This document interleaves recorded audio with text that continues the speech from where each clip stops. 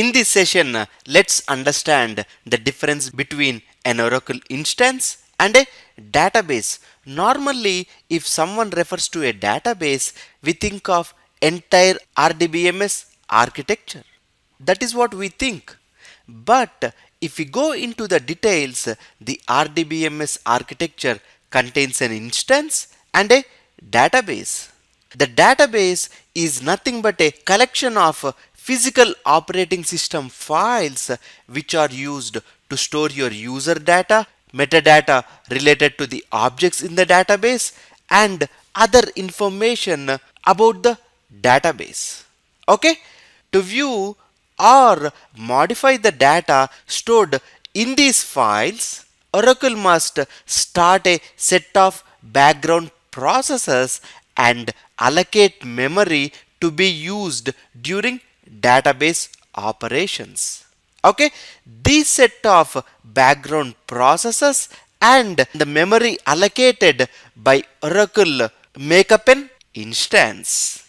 Okay, so an instance is nothing but a set of background processes and the memory structures which constitute the shared global area and the program global area, whereas a database refers to the set of physical operating system files. Okay, don't get confused. Next, every running database must be associated with at least one instance. Minimum, the database should be associated with at least one instance, but the database can be connected to more instances if necessary. You see here we have connected 3 instances to the database. What is the need of connecting 3 instances to the database? The reason is it provides scalability and higher availability. When I say scalable, multiple user processes can use this instance to access the database. In this way, you can support a huge number of users.